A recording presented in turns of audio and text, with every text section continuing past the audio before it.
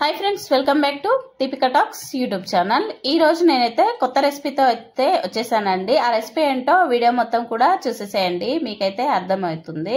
ఇక్కడ నేనైతే ముందుగా కడాయి పెట్టేసుకొని అందులోకైతే బటర్ అయితే తీసుకున్నానండి। ఈ బటర్ మొత్తం కూడా 1 టీ స్పూన్ ఉంటుండొచ్చు। ఇందులోనే 1 టీ స్పూన్ వరకు అయితే ఆయిల్ అయితే వేస్తున్నాను। ఈ ఆయిల్ ఇష్టం ఉంటే వేసుకోండి, లేదంటే స్కిప్ చేయండి।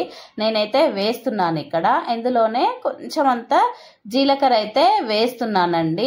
ఇది నాకు ఓన్ గా అయితే చేస్తున్నాను, అప్పుడెప్పుడో యూట్యూబ్ లో చూశాను, ఇప్పుడు చేద్దాం అనుకుంటున్నా గానీ చేయట్లేదు అనమాట।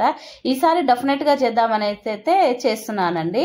ఇందులోనే ఒక 3 పచ్చిమిరపకాయలను ఇలా రెండుగా చీర్చి ముక్కలుగా కట్ చేసుకొని వేసుకుంటున్నానండి। ఇందులోనే ఆనియన్ కూడా వేస్తున్నాను, ఇలా పొడుగ్గా కట్ చేసుకున్నానండి। ఈ ఆనియన్ కూడా పెద్ద సైజుదండి, ఒక్కటే వేసుకుంటున్నాను। వీటన్నిటిని కూడా చక్కగా కలుపుతూ అయితే ఫ్రై చేసుకోవాలన్నమాట। ఫ్లేమ్ వచ్చేసి మీడియం ఫ్లేమ్ లో టు హై ఫ్లేమ్ కి అయితే అడ్జస్ట్ చేయండి, లో ఫ్లేమ్ లో అయితే అస్సలు వద్దన్నమాట। చూడండి మన ఉల్లిపాయలు ఈ విధంగా మగ్గితే సరిపోతుందన్నమాట। ఇందులోనే 2 మీడియం సైజు టమాటాలను ఇలా చిన్న చిన్న ముక్కలుగా కట్ చేసి వేసానండి। కాస్త కరివేపాకు కూడా వేసుకొని అలా కొంచెం ఫ్రై చేసుకున్నాను। ఇందులోనే కొంచెం అల్లం వెల్లుల్లి పేస్ట్, నువ్వులు అయితే వేసానండి। నువ్వులు వేడి చేస్తాయి కాబట్టి చాలా మంచిదని అయితే నేనైతే తీసుకున్నాను। వీటన్నిటిని కూడా ఒకసారి చక్కగా కలిపేసుకోవాలి। ఇందులోనే 1/2 టీ స్పూన్ అంతా పసుపు అయితే వేస్తున్నానండి। ఈ పసుపు కలర్ కోసం అండి, చాలా బాగుంటుంది। మీకు అందరికీ కూడా తెలుసు పసుపు వల్ల ఎన్ని బెనిఫిట్స్ ఉన్నాయో, ఇవన్నీ కూడా చక్కగా వేగాయండి, ఇలా వేగితే సరిపోతుంది। ఇందులోనే కొంచెం చిల్లీ ఫ్లేక్స్ అయితే వేస్తున్నానండి। అలాగే పాస్తా మసాలా అయితే 5 రూపీస్ ప్యాకెట్ ఉంటుంది కదండి, అది మొత్తం కూడా వేసేసుకొని మొత్తం కూడా కలుపుకోవాలండి చక్కగా కూడా। చూడండి ఈ విధంగా కలుపుకుంటే సరిపోతుంది, కొంచెం ఫ్రై అయితే సరిపోతుందండి, మరీ ఎక్కువగా అయితే అవసరం లేదు।